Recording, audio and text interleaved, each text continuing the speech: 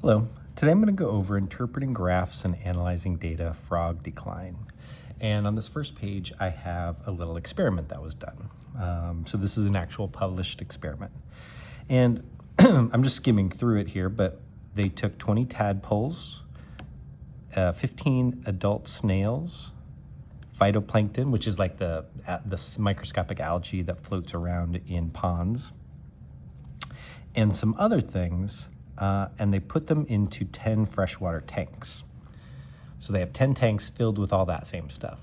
Then in 5 of those tanks, so only half, they put atrazine, which is a herbicide that is often found in ponds from runoff from use on land. They wanted to see what this atrazine would do to the tadpoles. So you have 2 groups here, right? 5 tanks that have atrazine added, 5 tanks that have no atrazine. And then these are the different variables that they tested, that they measured over 6 months. So this took 6 months. So which one of these groups is our control? Well, the control is the one that's not being experimented on, right?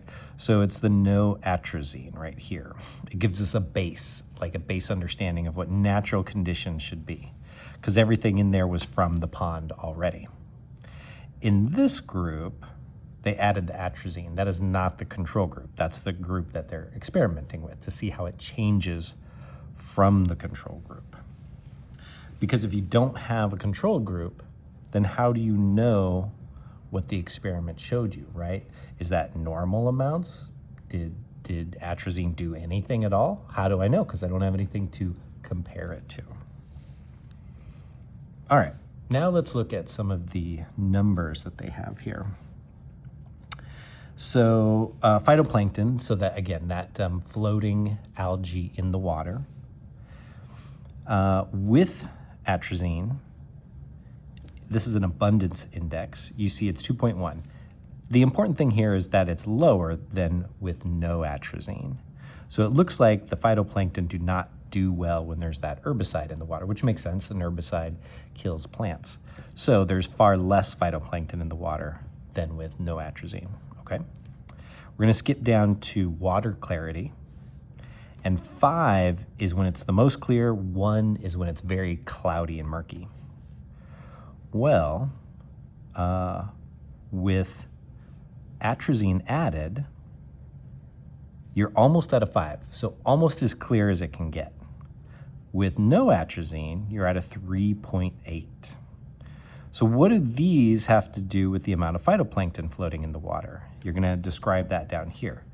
Why is it really clear water when there's atrazine added? What does that have to do with the phytoplankton? And then why is the water more murky, a little bit cloudier, when there's more phytoplankton and no atrazine? And then finally, what we're gonna look at are some numbers down here. And you wanna compare 2 numbers together. So this one, eosinophils. The important thing here is this is the number, they're a white blood cell, and it talks about that up here. So more of these is better. The tadpoles had fewer of these white blood cells when atrazine was added, 1.2. They had much more of those white blood cells when there was no atrazine.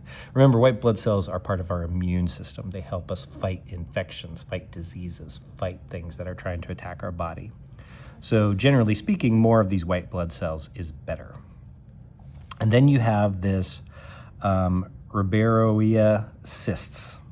Now this is it's like a snail. It's one of the parasites that we know are associated with these frogs.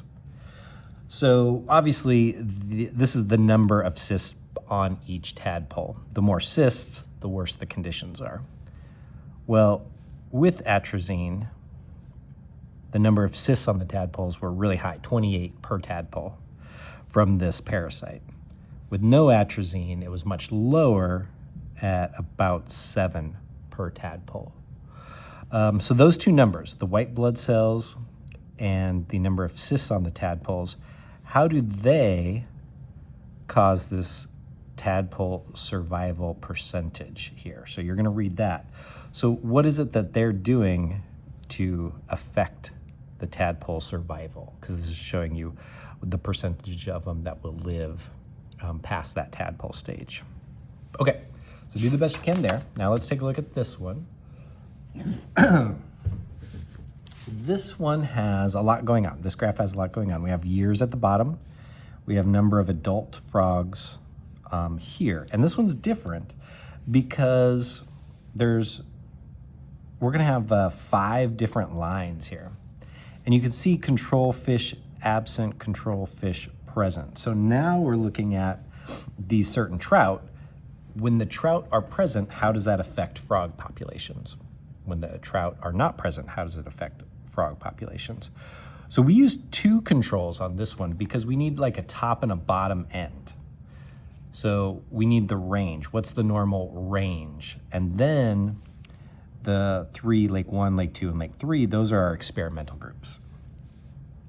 So control, fish absent. So with no fish, that's this line up here, with no fish over the course of, what is it, about 7 years or so,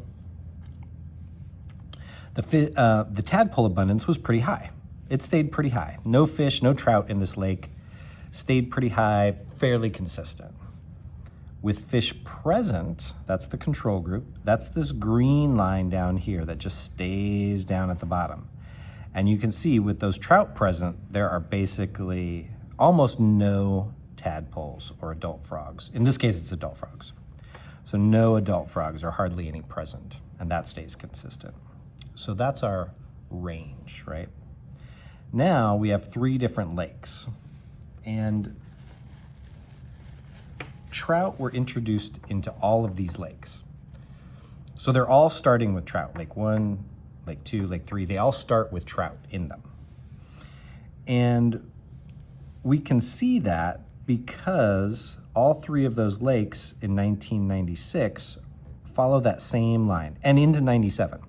They follow that same line as having the fish present. Basically, lots of trout, no adult frogs.